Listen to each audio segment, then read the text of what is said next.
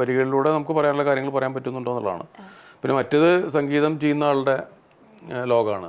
എൻ്റെ ഒരു അടിസ്ഥാനപരമായിട്ട് എനിക്ക് കവിത എഴുതാനാണ് എൻ്റെ ഒരു എന്താ പറയുക, ഒരു നിയോഗമെന്നോ അല്ലെങ്കിൽ അങ്ങനെ ഒരു സാധനം എന്ന് എനിക്ക് സ്വയം തോന്നിയിട്ടുണ്ട്. ഞാൻ എൻ്റെ ഏകാന്ത നിമിഷങ്ങളിൽ ഞാൻ ആസ്വദിക്കുന്നത് വളരെ മെലഡിയുള്ള പിന്നെ മിക്കവാറും പഴയ പാട്ടുകളൊക്കെയാണ് ഞാൻ ആസ്വദിക്കാറുള്ളത്. എല്ലാവർക്കും നമസ്കാരം.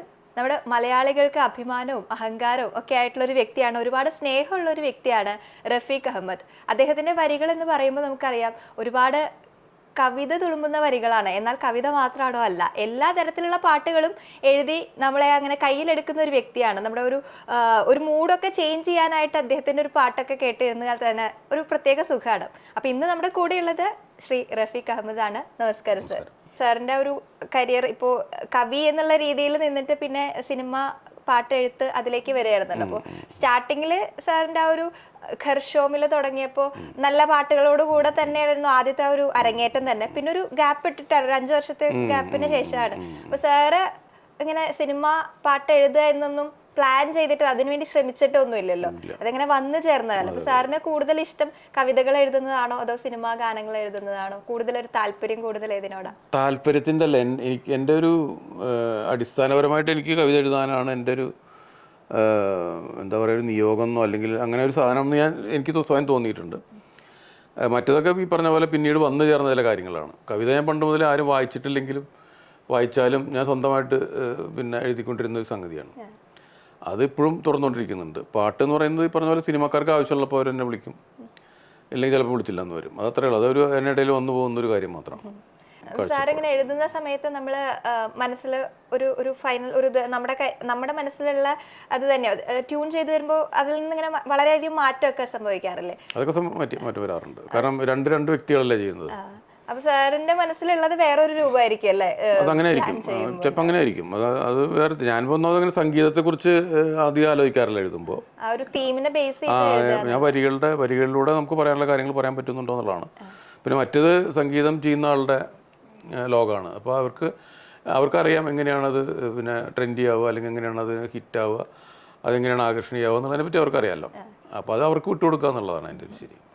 സാർ പാട്ട് കേൾക്കുന്ന സമയത്ത് ഏത് ടൈപ്പ് പാട്ടുകളോടാണ് സാറിന് താല്പര്യം കൂടുതലുള്ളത്? എനിക്ക് ഞാൻ പലപ്പോഴും മെലഡി ഇഷ്ടപ്പെടുന്ന ഒരാളാണ്. എനിക്ക് ഭയങ്കര ബഹളമുള്ള പാട്ടുകൾ ഇഷ്ടമല്ല. ഒരു പരിധിവരെയൊക്കെ ചിലപ്പോൾ ആസ്വദിക്കും, പക്ഷേ ഞാൻ എൻ്റെ ഏകാന്ത നിമിഷങ്ങളിൽ ഞാൻ ആസ്വദിക്കുന്നത് വളരെ മെലഡിയുള്ള പിന്നെ മിക്കവാറും പഴയ പാട്ടുകളൊക്കെയാണ് ഞാൻ ആസ്വദിക്കാറുള്ളത്. സാറിൻ്റെ പാട്ടുകൾ എല്ലാം ഒരു ശാന്തമായി പോകുന്ന പാട്ടുകളാണ്. എന്നാൽ എല്ലാ ടൈപ്പും എഴുതും. ഇപ്പോൾ എന്താ പറയുക, ആളുകൾ ഇപ്പോഴത്തെ ആളുകൾ ഇഷ്ടപ്പെടുന്ന രീതിയിലുള്ള പാട്ടുകളും സാറിൻ്റെ സൈഡിൽ നിന്ന് ഉണ്ടാവാറുണ്ട്. അപ്പോൾ അങ്ങനെ പലപ്പോഴും പല പാട്ടുകളും ചിലപ്പോൾ എന്താണ് ഇങ്ങനെ ഇത്തരം വരികൾ, ഇങ്ങനത്തെ പാട്ടുകൾ എന്നൊക്കെ ചോദിച്ച് പലരും ചോദിക്കാറുണ്ടല്ലോ. അപ്പോൾ സാറിന് ഓക്കെ ആയിട്ടുള്ള രീതിയിൽ, അല്ലെങ്കിൽ നമ്മൾ അസോസിയേറ്റ് ചെയ്യുന്ന ആളുകളായിട്ട്, അല്ലാതെ ആസ്വാദകർ അതിനെ വിമർശിക്കുന്ന സമയത്ത് സാറിന് അതിന് എങ്ങനെയാ കാണുക? അവര് ഓരോ കാലത്തിനനുസരിച്ചുള്ള പാട്ടിൽ മാറ്റം വരുമല്ലോ. അപ്പൊ സാർ അതിന് എങ്ങനെയാ കാണുക? പലപ്പോഴും അല്ല, അത് വളരെ ലളിതമാണ്. കാരണം എന്ന് വെച്ചാൽ നമ്മൾ പാട്ടെഴുതുന്ന ഒരു സിനിമയ്ക്ക് വേണ്ടിയിട്ടാണ്. ആ സിനിമയുടെ ഒരു ടോട്ടാലിറ്റിയെ അതിനെ ബൂസ്റ്റ് അതിനെ യോജിക്കുന്ന തരത്തിലുള്ള, അതായത് സംവിധായകൻ ആഗ്രഹിക്കുന്ന ഒരു സംഗതി ഉണ്ടാവും. അതിൻ്റെ കൂടെ നിൽക്കാനാണ് പാട്ടെഴുത്തുകാരനാണെങ്കിലും സംഗീതം ചെയ്യുന്ന ആളാണെങ്കിലും ക്യാമറാമാൻ ആണെങ്കിലും എല്ലാവരും ശ്രമിച്ചുകൊണ്ടിരിക്കുന്നത്. അപ്പോൾ ആ സിനിമയിൽ അങ്ങനെ ഒരു പാട്ട് വേണമെങ്കിൽ അത് ചെയ്തു കൊടുക്കുക എന്നുള്ള, അല്ലെങ്കിൽ ചെയ്യാതിരിക്കുക, അത്രേ ഉള്ളൂ. അപ്പോൾ അങ്ങനെ ചെയ്യുമ്പോൾ അത് പിന്നെ കുറേ കൂടി വൃത്തിയായിട്ടും ഭംഗിയായിട്ടും ചെയ്യാൻ ശ്രമിക്കുന്നു, അത്രേ പറ്റുള്ളൂ. ഉണ്ടാവാറുണ്ട്. സാറിന്റെ കയ്യിൽ നമ്മൾ പ്രതീക്ഷിക്കാത്തതാണ്.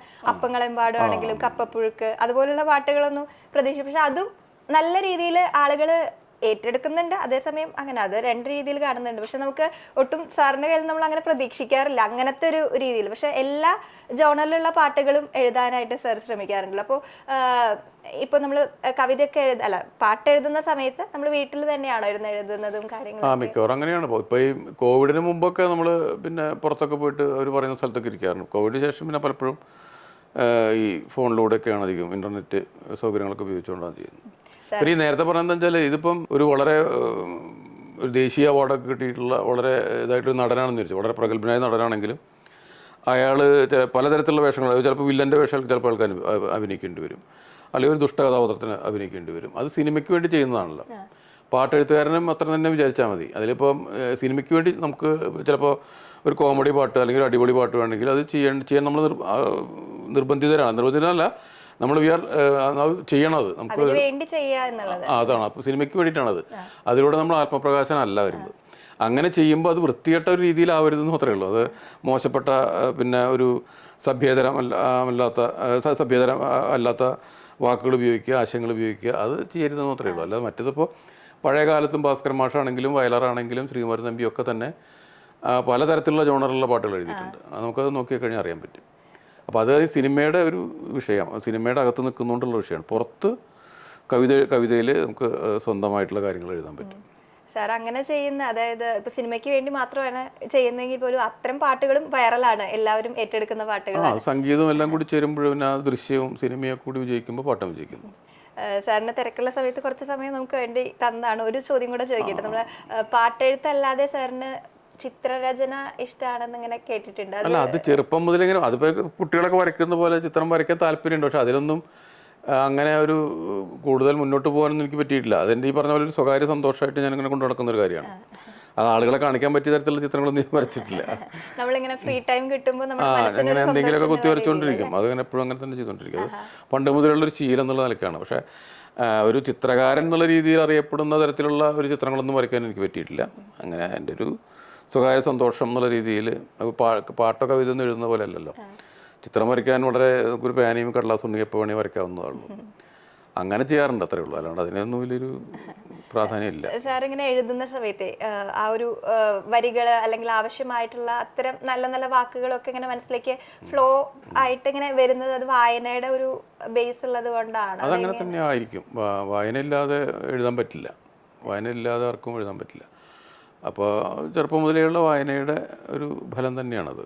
ഒരുപാട് സമയം അതിനു വേണ്ടി സ്പെൻഡ് ചെയ്യേണ്ടി, ഒരു പാട്ടിന് വേണ്ടി അങ്ങനെ ഒരുപാട് സമയം സ്പെൻഡ് ചെയ്യുക, അങ്ങനെയൊക്കെ വേണ്ടി. അതിപ്പോൾ പലപ്പോഴും ഡിപ്പെൻസ് ആണ്. അത് മിക്കവാറും ഇപ്പോൾ ഈ നേരത്തെ പറഞ്ഞ പോലെ ട്യൂൺ ചെയ്തിട്ട് എഴുതുന്ന പാട്ടുകൾ വരുമ്പോൾ ആ ട്യൂണിൻ്റെ ഒരു പ്രത്യേകത അനുസരിച്ച് ചിലപ്പോൾ ചില ട്യൂണൊക്കെ വളരെ കൺഫ്യൂസ്ഡ് ആയിരിക്കും, നമുക്ക് എഴുതാൻ പറ്റിയെന്ന് വരില്ല.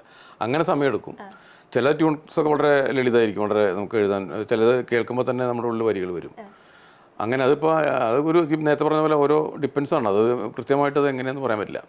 ഈ ട്യൂണാണ് അതിൻ്റെ അടിസ്ഥാനപരമായ കാര്യം. പിന്നെ വെറുതെ എഴുതാൻ പറയുകയാണെങ്കിൽ പിന്നെ ട്യൂണില്ലാതെ ഒരു പാട്ട് എഴുതാനാണെങ്കിൽ കുറച്ചും കൂടി എളുപ്പത്തിൽ ചെയ്യാൻ പറ്റും. അപ്പം എന്തായാലും സാറിനോട് ഒപ്പം ഇത്രയും സമയം സ്പെൻഡ് ചെയ്യാൻ പറ്റിയതിൽ ഒരുപാട് സന്തോഷം. സാറിൻ്റെ ഓരോ വരികളും ഓരോ സിനിമയിലെ ഓരോ പാട്ടും എല്ലാം നമ്മൾ മലയാളികളെ ഭയങ്കരമായിട്ട് ആകർഷിക്കുന്നതാണ്.